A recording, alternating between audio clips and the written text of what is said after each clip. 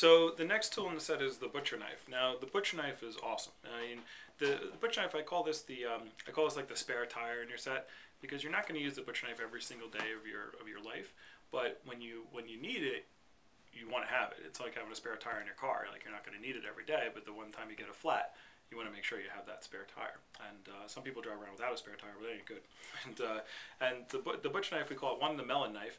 This is the one that you use for any melons. If you have, do you ever eat cantaloupe, by the way? No? Okay. Do you have any melon? You never had melon? Watermelon. Oh, watermelon. Okay. So, perfect watermelon. Like, this is actually the only one you would use for watermelon. Some people try to use this one for watermelon. It's not good for watermelon, and there's really no other one for watermelon. This one is great. You put the point down, and then you rock it, and it splits it right in half. It's awesome. And so this is good for watermelon. It's also good for frozen things, like frozen hamburgers, frozen hot dogs. If you ever have frozen vegetables, you ever have frozen vegetables?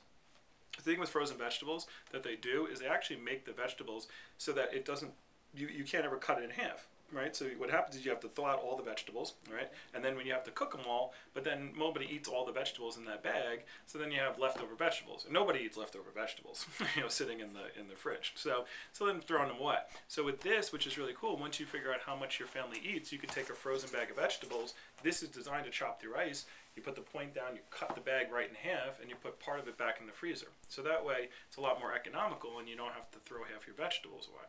It's also good for chicken. Do you ever eat chicken? Yes. Yeah? Well, chicken, do you buy it in parts or do you buy it in whole? I buy it in parts. Parts. That's what most people do.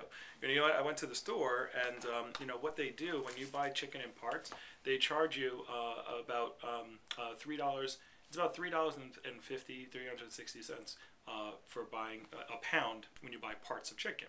Okay, when you buy it in a whole, it only charges you $1.60 a pound. So it's almost $2 less per pound just by cutting up your own chicken. Now, people who have this knife, this is like the best coupon clipper ever, because how many times a week would you say you eat chicken? I don't eat chicken a lot. Okay, well, how many times? Twice. Twice? Okay. So, so as far as it goes, how many people do you usually have sitting around your dinner table? Three? Okay. So, so if you have 3 people sitting at the table, each person, let's say they eat a pound of uncooked chicken, okay, before it's cooked. I don't buy whole chicken. I know that, but you have parts, right? So you still eat. I mean, you still eat the chicken. But it's drums. They yeah, you get drumsticks, or you get the thighs, or you get the chicken breasts, and you get parts. I buy straight drums. Okay, fine. Okay. They still charge you. They still charge. If they're cutting it up for you, they're charging you to cut it up. So, so that's what they cost. And so, so what happens is if you buy a whole chicken, what you can do is you cut it in half. You cut the legs, you cut the wings, you cut it in the middle, and the whole thing falls apart. It literally takes an extra minute of preparation of food, but you're saving $2 per pound. So if you have 3 people and they all eat, let's just say, 1 pound of chicken, okay, which is not a lot. I mean, most people eat at least 2, but even 1 pound of chicken, pre-cooked, okay. So a drum is almost a pound. So so you're talking about a package. If you have a package of drumsticks, that's 2 pounds right there. Through you put that on a scale, it weighs 2-3 pounds. All right. So so the point is that you cut it up yourself. You're saving yourself some money. So you have 3 people. If everybody eats 1 pound, that's $6 that you save on that one meal. You do that twice a week. Now you just save $12. You just $12, for a week. Now 50 weeks in the year, I can do quick math.